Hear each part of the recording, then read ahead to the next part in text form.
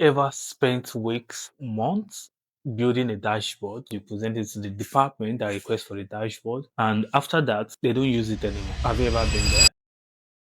I'm a Microsoft certified trainer, and I've built tons of dashboards over the years across Nigeria enterprise and overseas enterprise, where I've seen BI adoption, where they are adopting data and using data to make strategic decisions. Why I'm saying this is I've been in the show where early days in my career where you build a dashboard, as I asked before. If you have been there where you build dashboard, spend months, gather requirements, do your model, write your code, your query and everything just to meet up with what they need to do. And you show them after you deploy for them, they just look at it that once after a presentation and nobody opens it anymore. And it doesn't get used. And I'm like, I spent days, months coming up with this and you guys are not using it. Why? That is one of the questions. And I've been in a position where I build a report and tons of reports that people are getting used to. And every single week, there are tons of 15 or different teams coming to that same report to come and look at things that will help them to do strategic decisions for that week. And one of the things in Biophilic career, there was a time I built a report that the supply chain team in the company I worked for, the NFMCG, are making decisions, and there are some employees that are going to be affected by that decision based on the dashboard because they are using it to evaluate them because it shows the real data. And that's one of the fulfilling moment I have as I feel like super power data analyst. And why I'm making the video is, why do you think your BI dashboard doesn't get? Because I'm saying confidently because I've been there. By the end of this video, you will know why 70% of your dashboard doesn't get used. I can tell you for certain that it's not always data quality and it's not about you not being competent or not being good enough. And it falls back around design and behavior because human beings have behavior analytics and behavior perspective psychology. So it falls around design and psychology of how people say it. And by the end of the video, you will be able to know the 4 critical things. 1, the root cause of why your dashboard or your BI report is not getting used. And you will know the 5 different framework on how you can improve that. Maybe after watching this video and you apply it to your existing dashboard or your new dashboard and you'll see the improvement around it. Is what I've done and that's what I'm sharing with you. So if you're a BI lead, if you're a senior analyst in a team and you are wondering why is the adoption of your report and your BI reports are not getting adopted, this video is for you and you will learn more around that. So why does this keep happening? I've seen it consistently in African enterprise, in Nigerian enterprise majorly that I've worked, and even some overseas clients I've worked with.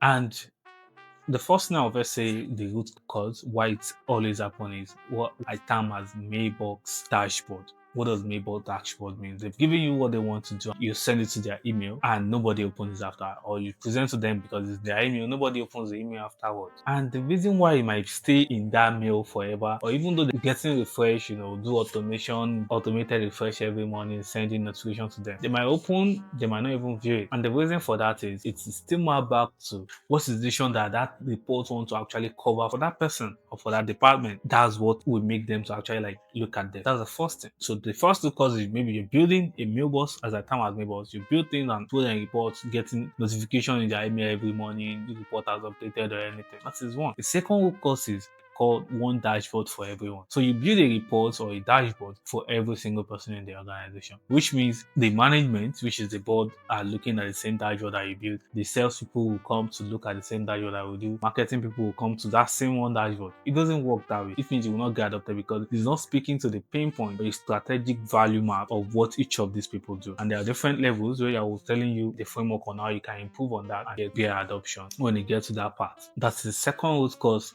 that I will say. The third one is know so what. Have you built a dashboard? Because if you have built dashboard for every single person, which is second root cause, it's not speaking to everybody pain point, which is they will still go back to what they are using for their own personal stuff. So if board comes here, see this, the marketing people sales will speak to different people, and they'll be like, this is not actually tailored to me or the problem I want to solve. They will now go back to where they were on their Slack channel or their team channel or their WhatsApp to continue what they want to do. So they will not use what you built. Some of the dashboard I've seen, they don't have so what question. So let's say you show this now, sales is dropping, you're not making revenue. So what? If you're not making revenue, so what is next thing? Why are we not making your reports or your dashboard is not actually answering the 5WH, which is around the model design? So if they don't have that insightful and things that will trigger what is causing this or why is this happening, So if your dashboard you have so what, it's just a blank of numbers. It's just another numbers of data that you are reporting, but it is not communicating to them. So that's another root cause of why dashboard doesn't get adopted. And you see that okay, you build this, you spend months, and people are not using it. So those are the third root cause. The last one is the insights. So if you're saying okay, sale is dropping in this part, what's the insight around that? Why is sales dropping and what's the next action of things to take? So you can just be. So these are things I've seen across different reports, and I've seen even during my early days while building this. And when I improve on this, I saw the usage, I saw the adoption, I see how people are using it to make decisions. Most of dashboard you will see, if your dashboard as in getting dumped after week of spending or month of spending to build, and they just look at it and nobody's using it after that, you take a look at these root causes. Which of them does your current existing dashboard or report that you built solve or currently have, and how can you improve it? So now you already know the root cause.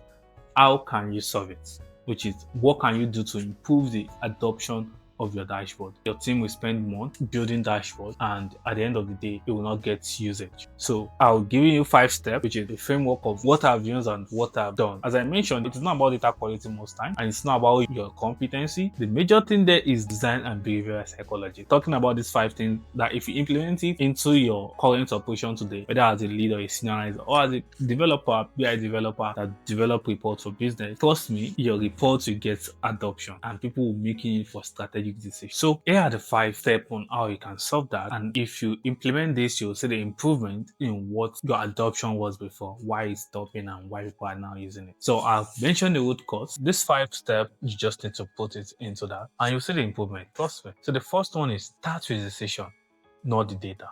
So anytime you want to build a report, there are ways of building there are steps. You ask your question, there are 5 data analysis process. When you're doing that, you have to question, you do your requirement gathering. But it's not about the requirement gathering. The decision is ask the department or the CFO or the CEO, what decision are you trying to make? What are you trying to achieve, let's say in the next 3 months? That will now trace back to the data that will help them with that decision, because you are speaking to the pain point of what is needed and what they currently need to solve that, not what was there in the first place. So they might say, okay, they come up with, we need to know what people are buying from us. Why do you need to know what people are buying from you and what do you want to get out of it? That's a strategic question, which is a decisive question that will give you a direction on type of metrics, type of data, type of analysis you want to carry out for them. And in that way, you will get out of it. Trust me, if you apply this into what you are going to, and you will see the improvement on the usage and the adoption of your reports, it will not just be dumped anymore.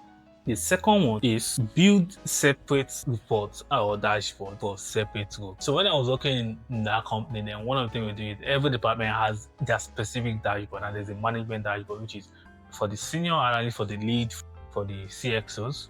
There are one static dashboard for management, and that management report is you're just showing what's his business as of this week, what's the metric it is. Just like few charts, 5 charts, and what the management wants to see: revenue, profit, cost, everything that I want to do. And for each of the departments, the own department have an operation dashboard that speak to how their current day to day, their delivery, their logistics, their inventory, what they need to know. And that one is more granular, open level for management. We'll attach one of a link to how to build different type of reporting or dashboard for different type of level. There is operational dashboard, there is management dashboard. So all of these things have the type of psychology of what you put into it. So instead of you having this type of dashboard to this type of dashboard, you can see the difference between the two. That is what means building separate reports or dashboard for different separate, because you are speaking to specific points at the marketing level, can do a drill down, they can filter down to what they actually need. Unlike management where you have all of them into a single place and everything is scattered, that's why it's not getting easy. Try this and track adoption across different separate dashboards you put, and trust me, you'll see the improvement. So the third one, apply 5 seconds rule to your dashboard. If I'm building that, you're not all the charts you need, not all the metrics you need to communicate in your report. Ask yourself, if I'm looking at this, what am I saying? If people are looking at this at the very first glance, what do you want them to communicate to your head?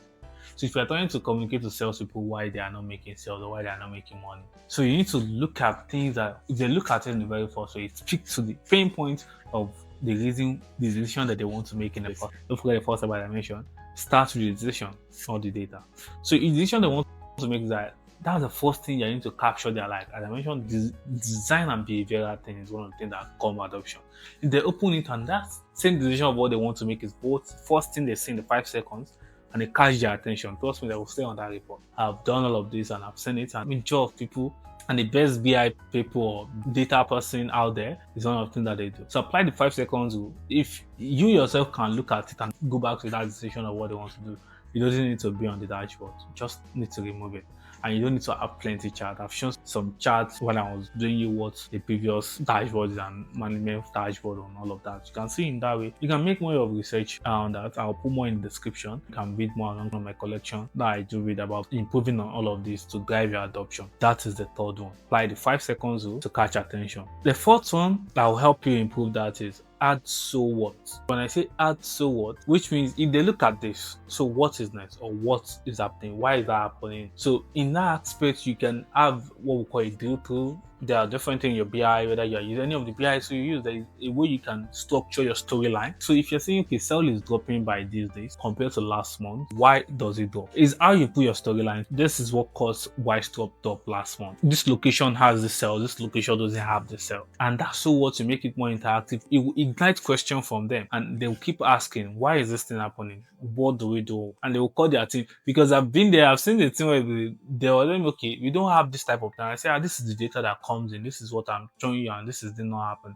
And they need to call their meeting, ask them, this person say, who? It is for me, this is the person I was expected to follow up on this. And I was super happy because I've been seeing this thing getting adopted and using it to make a strategic decision, because it starts from the decision of why they are creating that in the first place. And that is one of the super things of dashboard adoption. If you want your work, your product, whether you're a lead and you're building the product, why I'm calling the products for you as a lead is because as a lead, a data lead in an organization, the reports and dashboard that you're building and solution are the products that you're building. That's what your team are putting out for the entire team to help them with strategic decision with data, not assumption. They have something valid to back that. So which is the first step I would say, hard so what. And the last one that I would say is reduce the gap between insights and execution. So if you look at most of the root cause of that is the gap between insight to execution is that people are seeing the insight. Okay, why we are having this, why you're having this. What are the recommended things that you want to give them to do? So if sales is dropping, you can what are the recommendations? Okay, the salesperson or the sales team needs to have alignment and reach out to customer or reach out to this type of. It can just be one line you can just put maybe as a footnote in all of your dashboard, or you just put it or type it attached to it as a summary of anything you want to put. So reduce the gap between insights. Now they're getting it because sometimes something just needs to trigger on what they need to do next. And that's what differentiates one of the best data person to people that are just good. That's what makes a good data analyst or a data storyteller, because you are reducing the gap. You are giving them, okay, as I mentioned, it's behavior psychology, because you are expecting them to do. Now you guys have seen what to do. You should know what next. No, you need to actually trigger some things, maybe ignite something. It's around design and behavior psychology. That's what drives dashboard adoption in the organization. So these are ways you do all of that in that. If you follow to this part, kudos to you. And as I mentioned earlier, the 4 root cause, and as we discussed that on the 5 step on how you can improve that in the root cause. So you have the first one, and you have the second one that yield for everyone. You have the third one, and you have the fourth one. So the fourth one is no so what, which is the root cause, and insight to execution is far for the root cause, and what you need to do for how you can solve it. You can see start with the decision, not the data. Separate reports or dashboard for separate role or department. Add so what, the 5 seconds rule where you look at that and reduce the gap between insight to execution. So this is a summary of all we do. Implement that today, start to it today on your existing dashboard. We design, improve things, and track the adoption for what it was before, and when you start applying this to it, and look at the difference. Going forward, for any new report or dashboard or products you want to be building for your organization, implement this 5 step and you'll see how your BI adoption will do, and people will start making decisions with it. Trust me, the best feeling you can have as a data analyst or a data lead or a senior analyst leading a team is seeing the organization using your product to make decisions, because you feel like a superpower. if you are doing the feeling and you have actually have that, you can put it in the comments. I want to see, because I've been there and I've always been there. Starting my career, I have not been there, but immediately I see it once and improving all of this. Trust me, it's one of the best feelings that you have, because you're a superpower actually as a data specialist. So that is one.